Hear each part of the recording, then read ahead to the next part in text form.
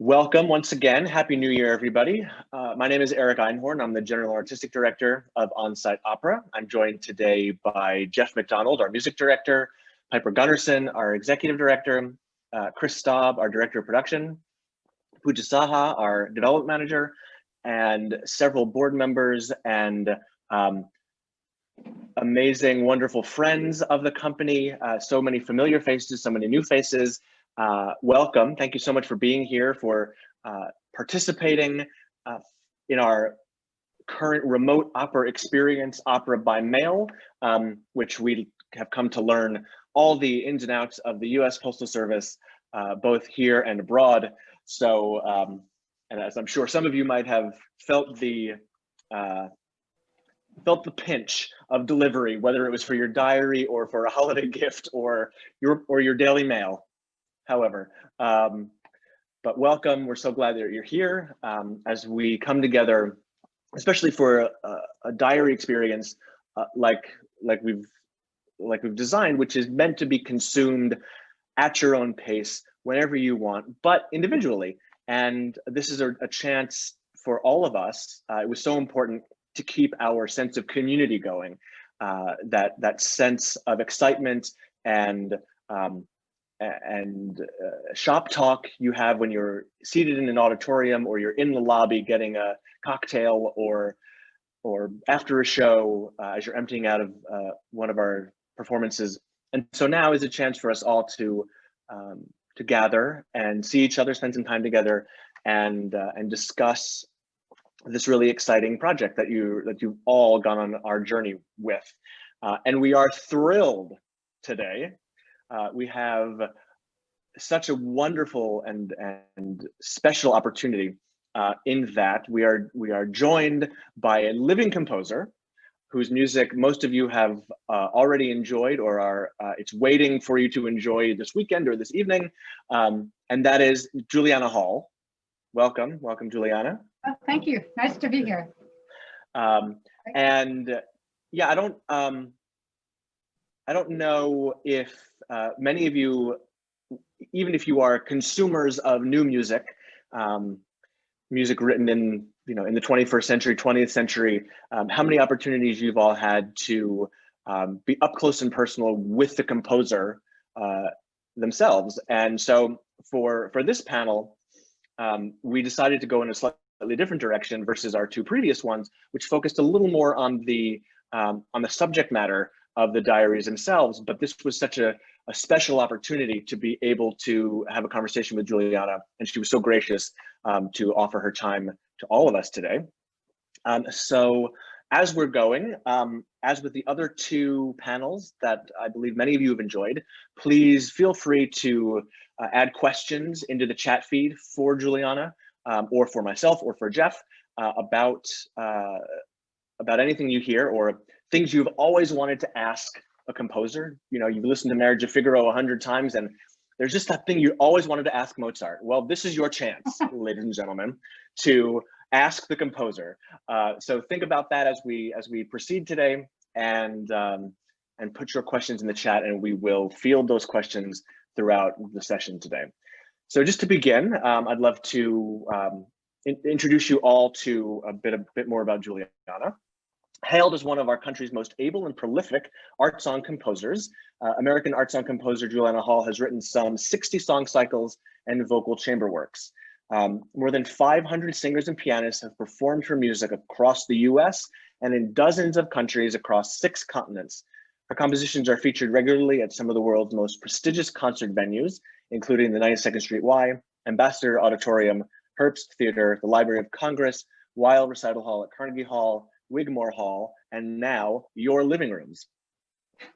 Juliana's songs have been broadcast over the BBC and NPR, as well as numerous classical music stations around the world, in France, in South Africa, in the Netherlands, in Switzerland, and many domestically as well. And her songs are published primarily by E.C. Schirmer Music, and additionally Boosey and Hawkes and New Music Shelf. So Juliana Hall, welcome. Thank you, Eric. Thanks. Hi, Geoff. Hi, everybody. I'm so happy to be here, and welcome to my little room. I'm usually in here by myself with a poet, and it's so nice to have company. So I'm very thankful to be here. And also, I hope you are enjoying the Anne Frank diary, the songs. I was just thinking, what a wonderful, beautiful performance that Christina and Howard have done. And I'm so grateful. Composers are always grateful when performers take care and communicate so intimately and honestly the music that the composer has written and the words that Anne Frank in this case has given us to receive. So I'm thankful to be here, and I just want to show you a little bit about, or tell you a little bit about being a composer. As I said, it is kind of a solitary kind of work, which is okay. But so I wanted to tell you a little bit about how a song starts. How does Anne come to sing? I start by really reading the text. I know this diary very, very well. I've read it for years, and I thought her message was so important for all of us at any time to express, to communicate to all people. And so I thought her words and her message, what she had to say was important to be amplified. So I decided to write her songs, the text from her diary.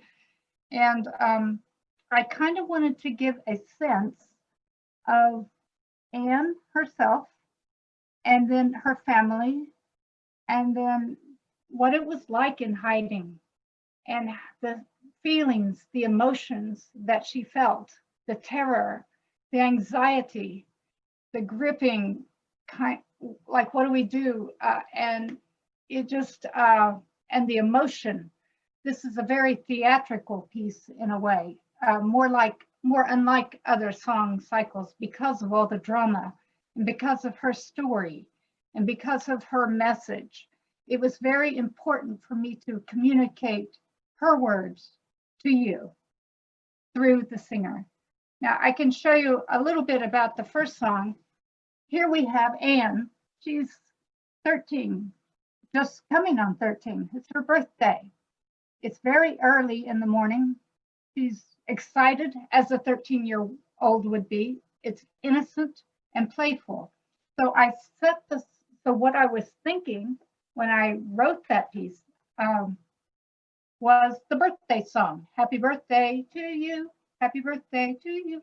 So in this little melody, like, let me see, you'll hear it from the beginning throughout the song in variation, because the introductions in my music tend to unify the whole song. So you'll hear that little birthday motif, and you'll hear it in variation as we go along. But here is the birthday tune.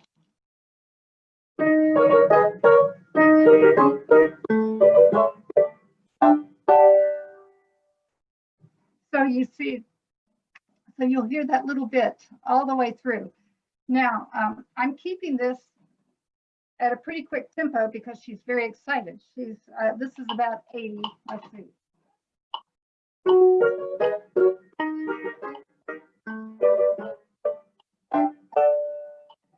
I tell you that because it's important to have a sense of time.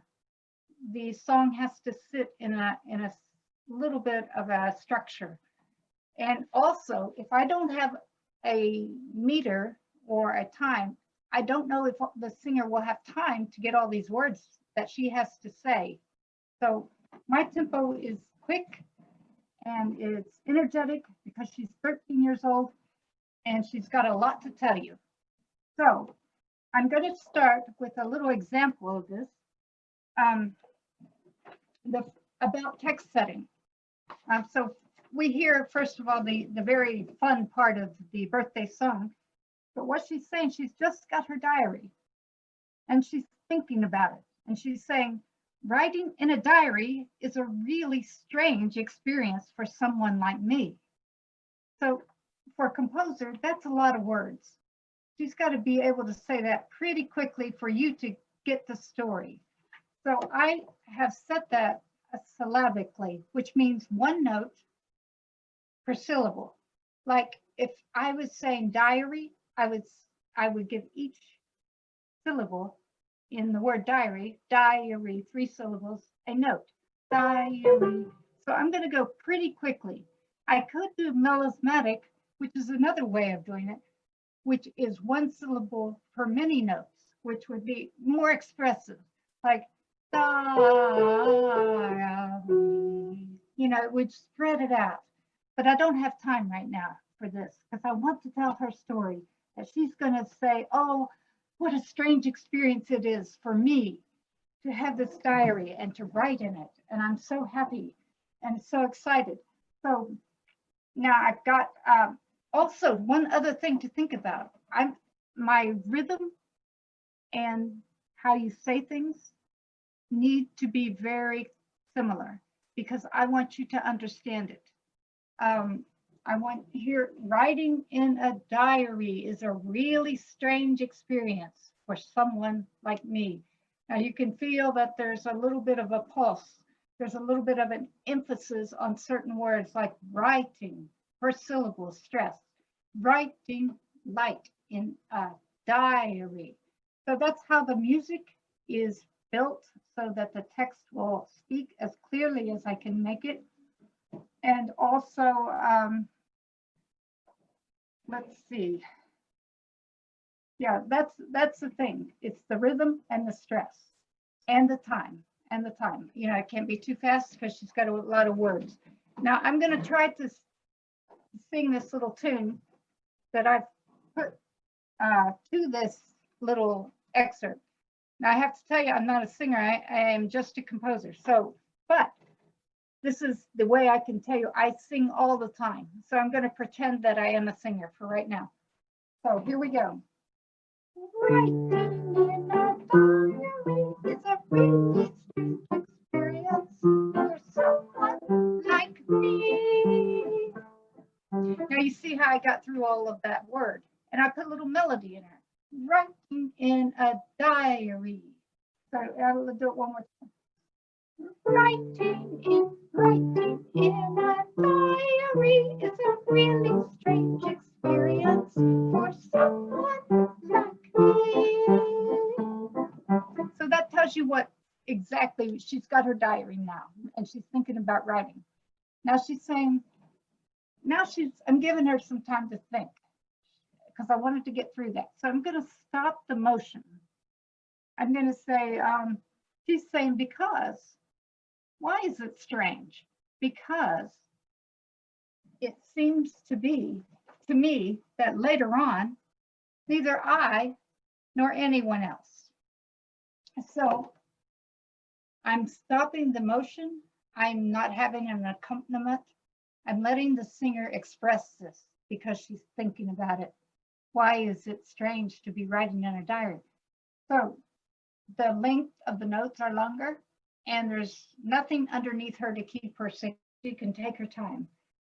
Because it seems that later on, and then the birthday tune,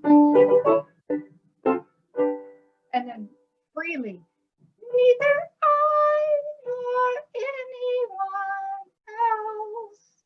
Now that she's got time, it's marked in the score freely and a little slower. So I want Anne to say, she's thinking, nobody's going to understand this, not me, not anybody else. So there are things, there's a syllabic trying to get through the text and then stopping for things that are important, things that you want the singer to communicate, how the singer feels, how Anne feels. She's thinking, she needs the space. So that's one kind of setting. I've never sung to anybody but my mom, and she was on the floor laughing. I mean, so, you know, this takes a lot of courage for me. Composers can be very shy people. I'm one of them. So Now, another way of setting a text is another thing that I've done. In this, like I was telling you, it's very dramatic. And her story is so frightening. And it has a sense of, in this song that I'm talking about, footsteps, terror, horror. There are 8 of them. They're in their hiding place in the annex. They're hearing footsteps underneath, like 3 floors down. Something's going on. They're expecting the police. They're afraid. They're so, they can't hardly breathe. You know, they're holding their breath because they don't want to make a sound. So I said, there wasn't a way to sing that, and there's hardly a way to say it. So I said, spoken anxiously. So what I mean by that is, and listen to the accompaniment, because it's unusual too. It's, my head's in a whirl. I really don't know where to go. The clock. This is time. 10 o'clock. It's very frightening. But I use those techniques that are a little bit more spoken, a little bit more theatrical to give you the feel, because it's such a dark and scary place for her to be. She's only 13, maybe 14 by now. So anyway, I just kind of wanted to give you a sense of how Anne became a song, or many songs. I can give you now another example of a melismatic writing. Now, in the piece, let me see.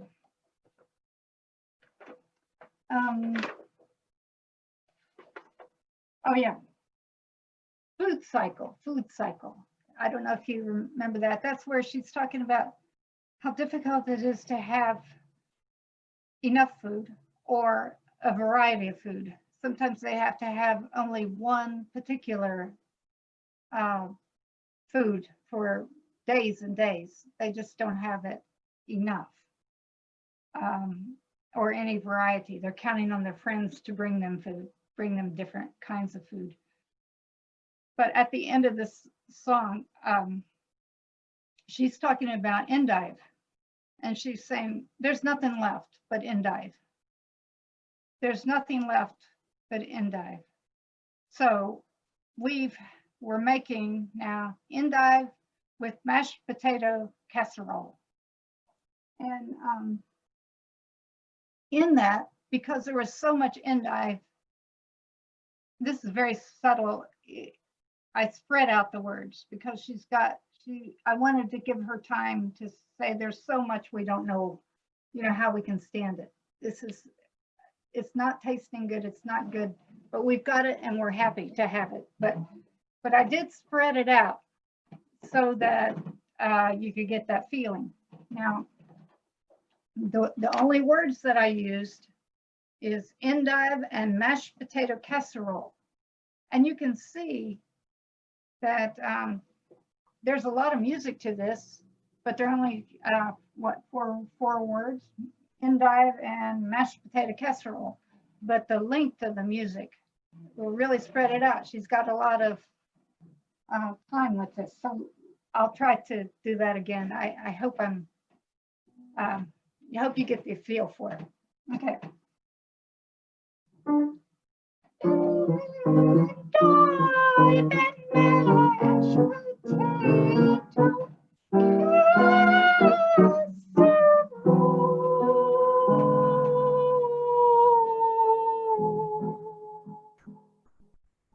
So that one little mashed potato endive all spread out. So that's a little bit about text setting. So I think I'll take a little, let's see if there's anything else in there that yeah, I'll wait for you guys to ask me some things now. Perfect. Thank you so much. That's amazing. The anatomy of text setting, art songwriting, and specifically these beautiful songs. And I'll just say when you, as a director, as I approached this piece, and as Jeff and I talked about it in rehearsal for the recording, when a composer chooses to set something syllabically or melismatically, every choice you have to assume as an interpreter of someone's music, everything that was done is a really strong choice that was made, and it happens across time and space with everyone's music. When you're approaching it, why is the tempo this way? Why are the words set this way? Why is this a melisma versus just one note per syllable? And as it relates to the endive with mashed potatoes specifically, I remember that point in rehearsal when you hear that, and up until now there have been some syllabic settings where it's a bit more deliberate and it's dealing with Anne's anxiety, but now this felt like, where sometimes melismas can feel expansive, and in 18th century and 19th century opera, they're used a lot for intense moments of love or things like that. But this, to me, as we were doing it, felt like a 13 or 14-year-old child whining about the food they have to eat. Oh, I don't want to have endive. And it's that amount of fun that you can have, but also the job of interpreting a composer's music, and not just to say, well, sing it because that's what's on the page, but to really imbue it with the meaning of what it is. And the wonderful thing about working on these particular songs is that Jeff and I could use Juliana as a resource if we had a question, if something was unclear, or if some tempo felt a different way with the singer. There was this someone you could call on the other end of the phone, who knew exactly. You weren't guessing. You weren't saying, well, I assume Beethoven meant this. It just, you went straight to the source, and what a joy and what a pleasure that was. I wonder, Juliana, if you're saying that being a composer is a solitary field, and you're often singing in your studio. What is it like for you, that moment, that first time that you hear a new song with a singer? It's a funny thing. I feel like I know the song so well. I feel like, wow, it's alive. It's brought off the page. It's coming to the world, and I feel very thankful. So that, I think thankful is the word, especially, so many singers have taken such great care of my songs and done them so beautifully. I'm grateful. But it is an experience, because, the solitary work that you do, if it stays on the paper, it won't live. It needs the performer. So I'm, very grateful for that. Okay, gratitude aside for a second, just between us friends here on the panel, because those of us in the performing arts know that many times you get that magic in the room, and it's such a wonderful experience. Have you ever had that moment where you sit down, whether it's to hear a song for the first time or a new interpretation of your music, where you sit down and the performance starts and you think, this is absolutely nothing about what I wanted it to be? Whether it's interpretation or tempo or just the performance of it. You don't have to name names, but have you ever had there ever been those experiences as well? And then how do you, as the creator, cope with those? There have been plenty of those kinds of experiences, unfortunately, and it just happens. I think I'm okay with it, because I know that my songs are difficult, and some performers try things and they have to grow into them, or they need to sing them a few times to really get them to where they can speak or get all the correct notes or the rhythms or whatever. And sometimes they're just a little bit too hard for the singers. They look easy on the page. They look like, oh, this will be nice. This will be fun. Look at this, a new composer, a new cycle.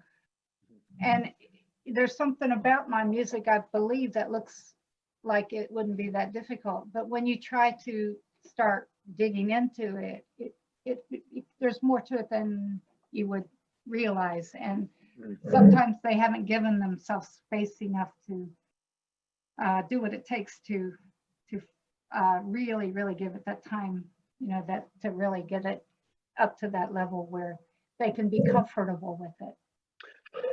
Very interesting. Jeff, I want to turn to you for a moment. That to Juliana's point about the interpreter digging in with somebody, when you're approaching music by a composer with whom you're already familiar, whether it's Janacek or Argento, I would imagine you come with a certain set of tools already or expectations. What's your approach when you dig into a new composer for the very first time? Well, that's a really good question. I take the sort of slow approach of just repeating things again and again and again and again until they feel like second nature. So, and I think that's especially important with a composer with whom I haven't had any prior experience. Yeah, there's this great Stanley Cavell quote that I'll butcher now, but he was a great arts critic and philosopher who wrote about film and a lot of other things. And he said, you have to let the object of your attention teach you how to consider it. And I really have always tried to make that almost like a mantra in preparing new work. And certainly in the case of a composer with whom one cannot make contact, either because they are distant or deceased, there's a lot of context homework that you can do. And there's that counterbalancing of one's own style and approach to things and process as an interpretive artist, and then one's sense of a specific style, say, historical period or, musical genre and so on and so forth. Those two things, they're in dialogue, if not in conflict. That's always an interesting process. But I have to say my favorite way to work is with people with whom I can actively commune. I don't have to have a seance to talk to a living composer. And that, of course, as you alluded to, is a really precious experience. And it can sometimes reconfigure or inform the way one deals with composers that you can't talk to. It can be emboldening, Juliana gave me permission to be free in so-and-so way, or something like that. And so that suddenly kind of opens up horizons when you're dealing with a Beethoven, not to the point where you say, well, this is what, he would have wanted, but rather like, these are people too, that that want to see the notes and the characters that they create, or whatever the case may be, really live and breathe. So yeah, I hope that's an answer to your question about that. I don't know about our format here. I have a question that I was hoping to ask you, Juliana. So I too was struck by what you said about the solitary nature of your enterprise, but you also mentioned that you're usually in that room alone with a poet. And that's a dynamic that I really find fascinating and would love to hear, especially you talk about, because you have devoted so much of your creative life to this kind of collaboration with people, again, who I judging from what I've looked at of your entire corpus of work, you can't talk to at all. But I do notice that there are some individuals who crop up more than once. Emily Dickinson, Elizabeth Bishop, E.E. Cummings. There's some poets that I see that whose deep well you go back to often. And I just wonder, are there special relationships that you feel you have with these poets, or what is it, maybe just to keep the question broad, that has you coming back I think you're right. There are certain poets that I love very much. That would be Emily Dickinson, Shakespeare, E. E. Cummings. I love very, very much. You know, they all have their own voice, and I've always felt a very close connection with how they speak and what they say. And it is so nice to come back to an old friend, you know, something that you know well and you can be at home with again. But I've noticed these last few weeks, or no, probably a couple of years, I meant to say, the last couple of years, I've been looking for new friends, new poets that I've been experiencing. I found them just incredibly, surprisingly beautiful and wonderful to live with. I mean, I did Wallace Stevens for the first time, and I just had such fun. And what's the other? Walt Whitman I'm doing right now. I've never really felt close to Walt Whitman, but all of a sudden I just thought, I found this one poem. I was looking and looking for a poem for a tenor. You guys probably know him, Anthony Dean Griffey. I asked him if he would be, if he would do a premiere with me of one of my pieces. And so I wanted to find a very special poem for him. And just by looking and searching, I found that there is Walt Whitman that I can love. You know, there's just, so let's see, seems like there was another one. Conrad Aiken, just incredible poet. And I wrote this for Randall Scarlata, a beautiful baritone, but the poem was so deep and rich. You know, if I don't try the new poets, the poets I'm not close to, I will miss these experiences. So, but I always love to go. I want to go back to Shakespeare next time around after Walt Whitman. You know, they're all, you know, I'm very close to all of them in different ways. I'm glad to have them. You know, it does seem like it's kind of quiet up here, but they kind of are pretty noisy folks, and they have a lot of words to say, a lot of messages to convey. So. And to that end, there is the centuries old argument in opera, in musical theater, in the performing arts of what comes first. Is it the words or is it the music? And I know every composer has a slightly different answer, probably depending on the forum and the audience. But for you, Juliana, is these poet friends that you long to set, do those words speak to you first and then melody comes, or is there sort of a well of melodic ideas that you pull from? How does that work? It is always the poet that speaks first. There's never been another way for me. The poet tells me everything about the piece, like what colors, what emotion, what they want to say. And then I have that to find my way to connect with them. But they're primary, really, to me. Excellent. We have a question from our audience which sort of ties into that. Then as you're beginning to set the poetry, Gail asks, or she begins by saying, I was struck by how expressive the accompaniment was when you were giving your excerpt before. Even when my bad sound system obscured Anne's words. Do you write the two parts at the same time? Vocal line and accompaniment? I do. I grew up as a pianist, so I really have a pretty comfy feeling for playing the piano.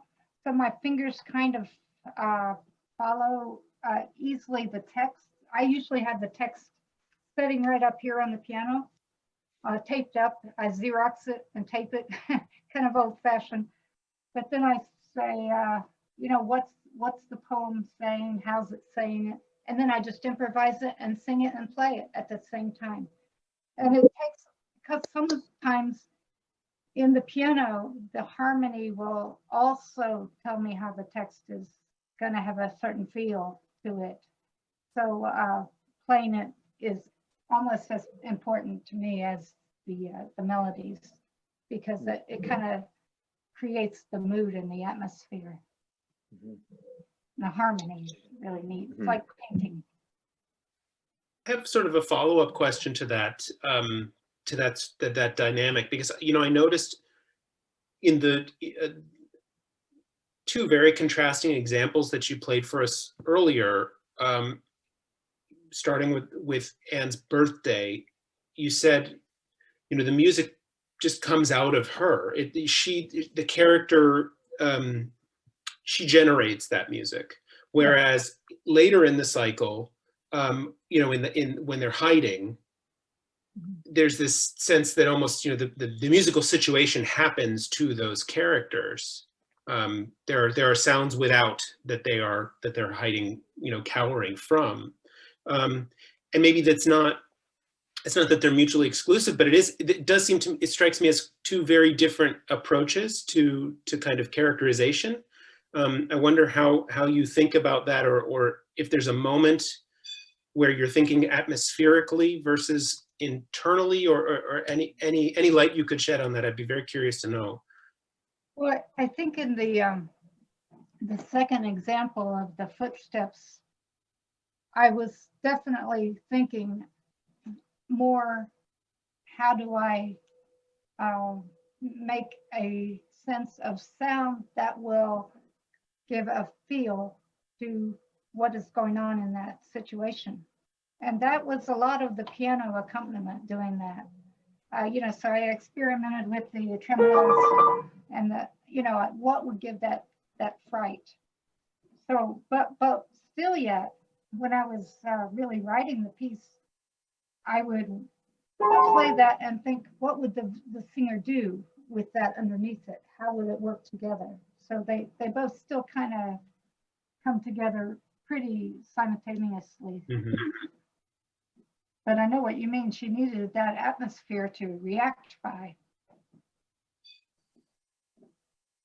And it's this is such a theatrical cycle, which for composers who spend a fair amount of their output in song, you find that cropping up every once in a while. And I wonder, as somebody who has dedicated their career to art song and vocal chamber music, what drew you to that form, and what has kept you there?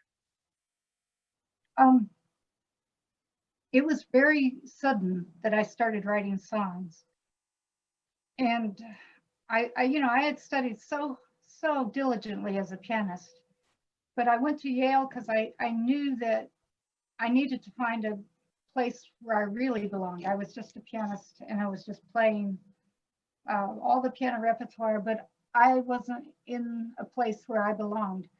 So I took some composition lessons just for fun, and the first thing I wrote was a song on a song with a text, and it felt like I loved the drama. I loved what the poet was saying, and it was all new to me, but there was some connection that I knew was right. And I was, you know, how when you are in this life and you have these little moments, like you think, oh, that feels right to me. So that was it, you know. And then they said, you know, you're a composer, you should be writing songs, you should be writing music. So they were very encouraging and helped me turn around really quickly and find my place in this life. And so I found that I love to write songs. And you know, when you're in a good place, a place that works for you, all of a sudden things come together. I had a singer friend, and she wanted to do premieres, so we kept doing them over and over. And I kept finding that, oh, I'm starting to really love this little world, and it's becoming my own. And you know, I just didn't turn back. Once I was there, it was at the right place. That's fantastic. Fantastic, thank you. We have a couple of questions from the audience, and I'm going to go out of order because I have some ulterior motives about where I want to lead the conversation. First, Was it hard emotionally to work with this text, knowing the outcome for Anne's family, and what insights did you gain about their situation by studying this text? It was one of the most difficult texts I've written, worked with, and felt inside. It still is, because I know what they've been through. I've been close with Anne's experiences and her personality and her sense of love and hope and courage, and how this could have happened to such a beautiful person and to all of these people. It has been very difficult to live it, you know, in which you pretty much have to do.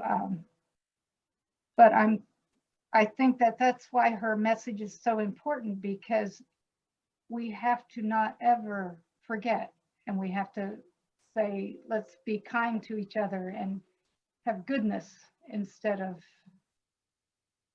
the other evil and hurt people.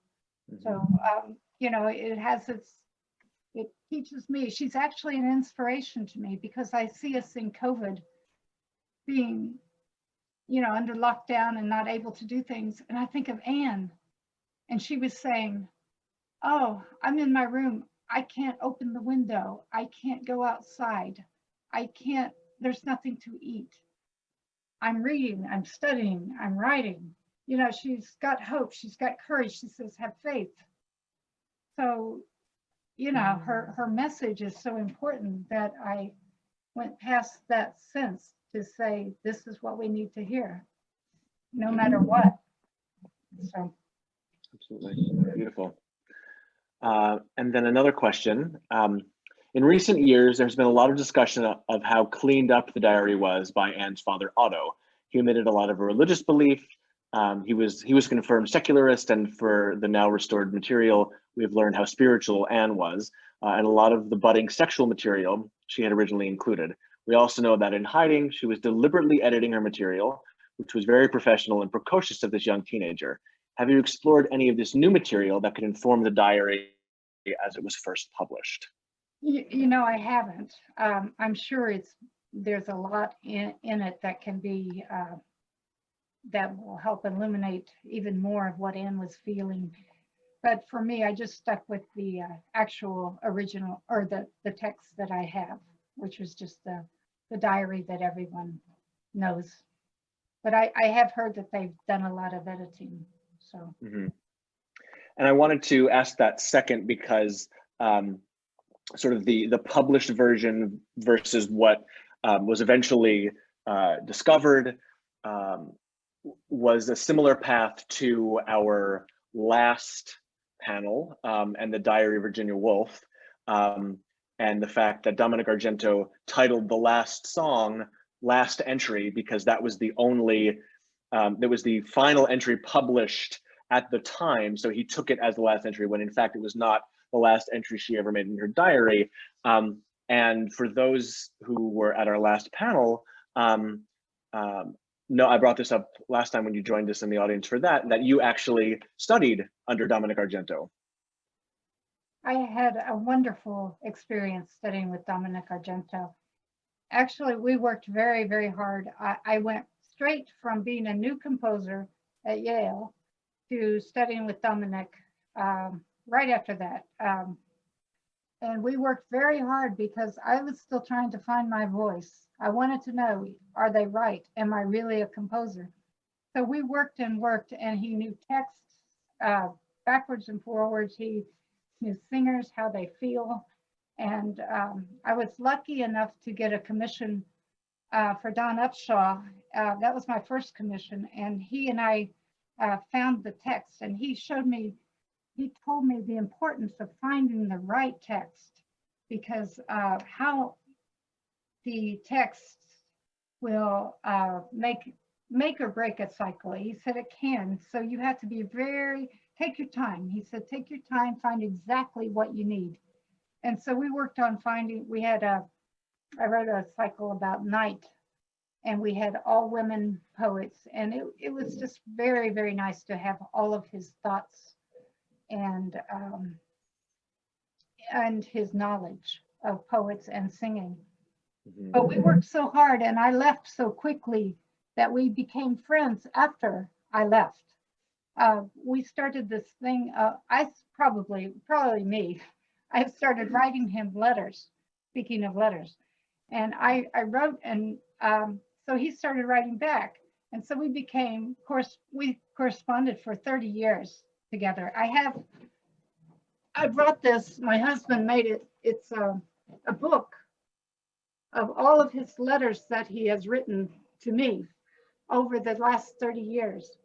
Wow. And he was such a friend, and told me about the difficulties of composing and music, but he was always very encouraging and said, someday, you'll find a place for singers, that your songs will find a place. And, just an important person to have as part of my life during all of that time of writing and writing and writing and not knowing what's going to happen to all these songs. So Mhm. Dominic is a very special person to me and always will be. Mm. And that's something that I think a lot of people don't often clock, is that there is this lineage of composers, of the composer as teacher, and that who their proteges turn out to be, and what that means for us as contemporary audiences of that family tree, that musical family tree.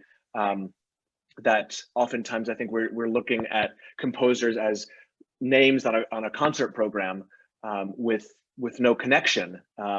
But that was, I recall the conversation when Jeff and I were putting our heads together about this project, and when we identified that we wanted to include the Anne Frank songs, that moment of another connection, of not only is there so much thematic connection between the diary and some of the subject matter, but the fact that the two of you are connected to each other. It's something that we don't often get to really sink our teeth into, and just to think about, and certainly to share with our audiences in this kind of way. It was really exciting for us, for sure. I think he has been I was just going to say he was one of the most influential composers for me. Incredible. I just want to go back to our audience questions, and we had a follow-up, I think a point of clarification, Juliana, that's in what you had said. We had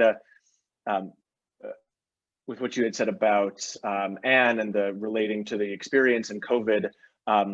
The question is that it's not a matter of comparing COVID to the Holocaust. Oh, no. Correct. Oh, no. I was just saying she inspired me because she has had several things that she has been thinking about that we think about. That's all. No comparison at all. Total. And then another question, have you had any contact with the Anne Frank Foundation in Amsterdam around your songs? Yes, to get permission for setting the text. Mm-hmm. And that actually leads me to another question. What's that experience like once you decide what poet you want to set? I imagine, and as we experience in having to get permission from either living composers or their publishers, I'm looking at Chris, our director of production, who bears the brunt of that process for On-Site Opera. What is it like for you in that process of saying, I want to set this person's poetry, okay, and then seeking that permission out? What's that like? I don't like it at all. It's terrible. And if I never have to do it again, I will be very happy. It's some of the most awful experiences that I've had. I've written to estates and foundation or the publishers, and they just, maybe they'll write back, maybe they won't. So actually, I've decided that unless I've known the poet and worked with the publisher of that poet and know that it's easy to connect with and they're very nice and that sort of thing. I'm just not going to do it anymore. It's just, I've written pieces that still sit here because they won't, they've had, you know, up and down. And so enough is enough for me. And there's so many great poets that are in public domain these days. So, and living poets that you can ask and work with. So. Do you have an Everest, a holy grail that there's that one poem or that one poet, no matter how difficult it might be, if you could set that one thing, what would it be? I don't think I've ever thought of it like that. I think each set of poems that I have kind of feel like that. Like if I can make it the best I can and do the best work I can and make the message speak as best I can, then that will be good. I mean, I could feel that way a little bit with Shakespeare because he's just such a great poet, and playwright. But really, I think they all have such a great voice, and I think I kind of have that same feeling with all the poets themselves. So. Amazing. In just the last few minutes, I encourage anybody out there, if you have any other final questions, to please put it in the chat. In the meantime, Juliana, what do you hope that listeners to the Anne Frank cycle will take away from listening? I hope that they will once again get a sense of her message. I mean, the message of hope, the message of faith, and her beautiful spirit speaking through her words. Beautiful. We have time for a question or two if anybody wants to put anything in the chat.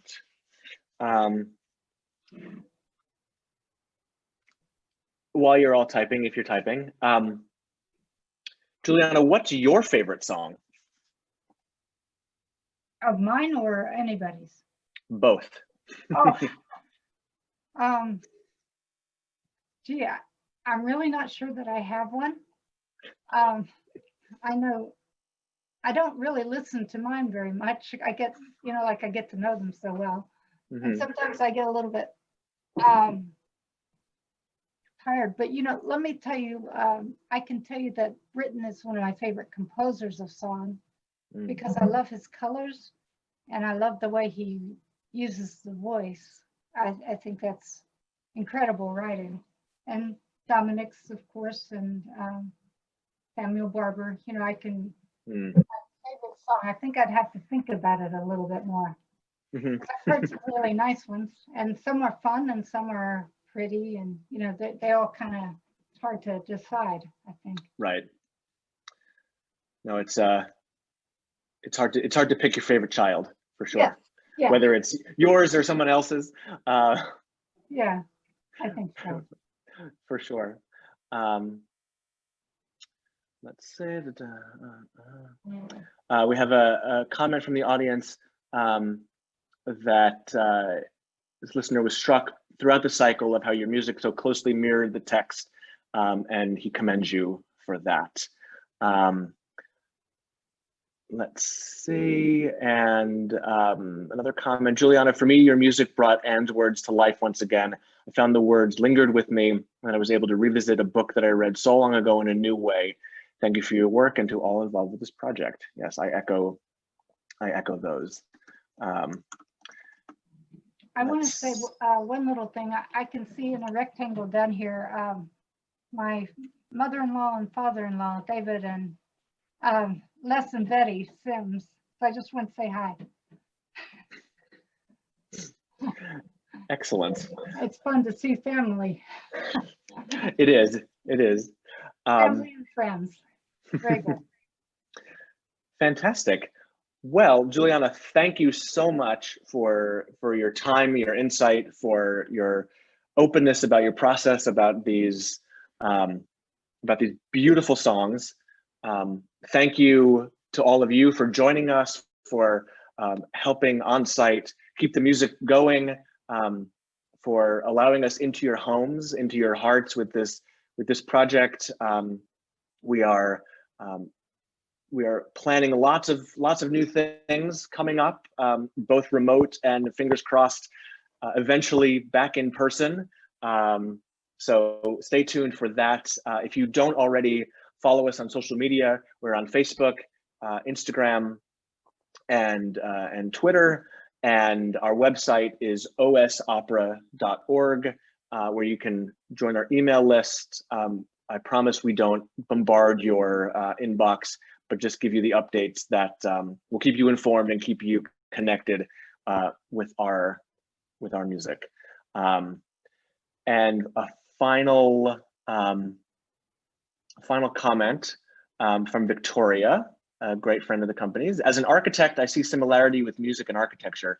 We make drawings that dictate in some ways how the work should look and come together, but the work doesn't end at the drawings. The next steps of construction and working with contractors and skilled workers make it all happen. Beautiful, beautiful, Victoria. Thank you. Amazing. Thank you all for joining us. Have a wonderful day, a wonderful week, and a wonderful new year. Take care. Juliana. Thanks. Bye, Thank you, everybody. Juliana.